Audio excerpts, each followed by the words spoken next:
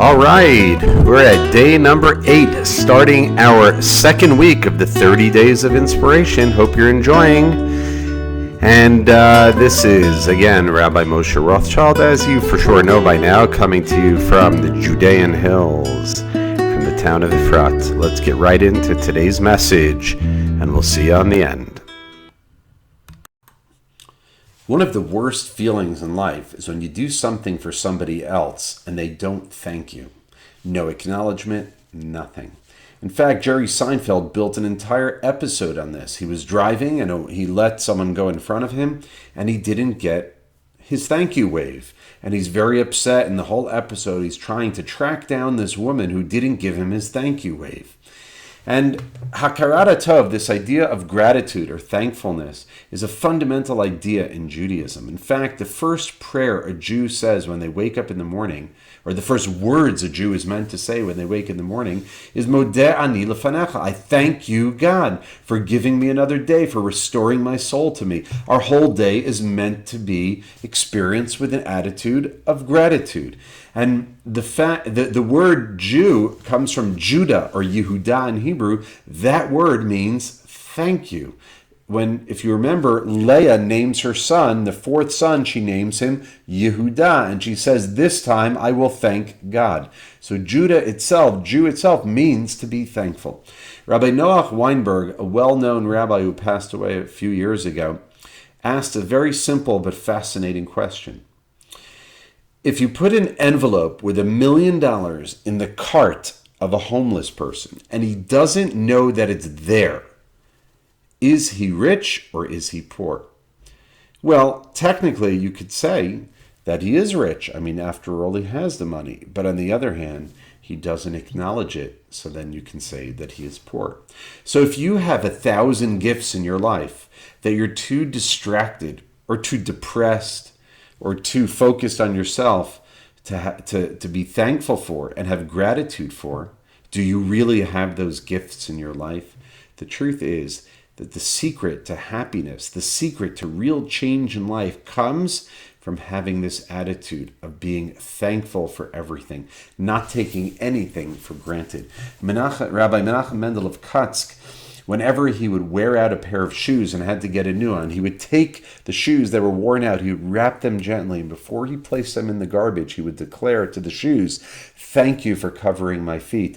Thank you for helping me get to where I need to get to safely.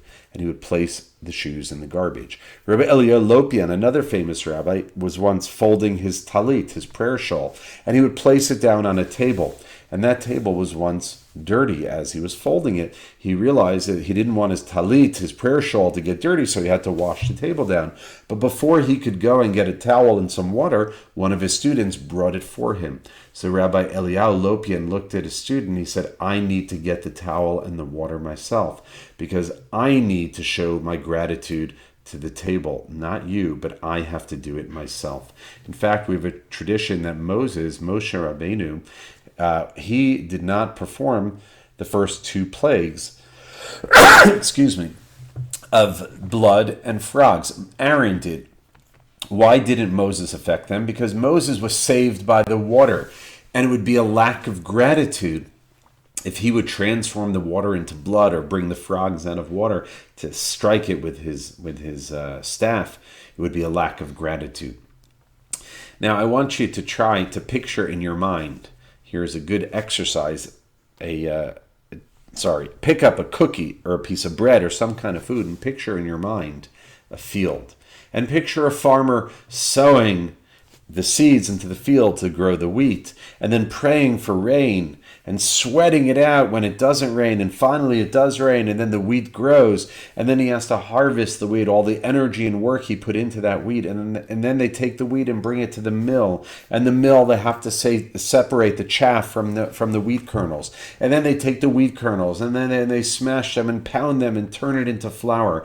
Then the flour is then put into big bags, and the bags are loaded onto trucks, and the trucks are then sent to supermarkets and to bakeries, and then the baker takes that bag, unloads it from the truck, puts it into his bakery, opens it up, takes out a few cups of flour, pours it into a bowl with some eggs and sugar and water, and mixes it, and then he pours it into to a pan and shapes them and molds them into cookies, and then sticks it in the oven. They come out and they're ready, and he gives them to a worker who then takes them, puts them into a box, and that worker puts them into this box and then loads the box into a truck and brings them to the store to be sold. You go to the store to buy them, you buy them, and then you finally, lo and behold, have your cookie or have your bread. Think of everything in this world, everything in your life that took enormous effort. Do we show enough gratitude? Do we show enough gratitude to our parents, to our friends, to our coworkers, to our children, or everyone around us that helps us? This attitude of gratitude is one that can lead us to enormous satisfaction and happiness in life. In fact, it is the trait. If you want to bring greater joy in your life, you must practice gratitude. So I encourage everyone in this month of Elul, as we're trying to get clarity, to let's increase our attitude of gratitude. Let's wake up every morning, whether you're a Jewish listener to this or not, let's wake up every morning and say, thank you, God, for giving me another day. Right? Even though that's specifically a Jewish prayer, but we invite everyone to join us in this prayer. Thank you, God, and I will live my days in gratitude to you and to people and to everyone that contributes to my life.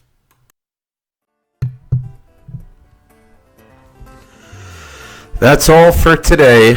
Let's remember to practice gratitude and be grateful and thankful to everything and everyone around us, even the inanimate objects.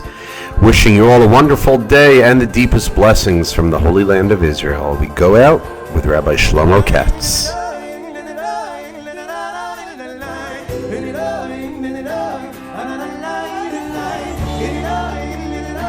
Well,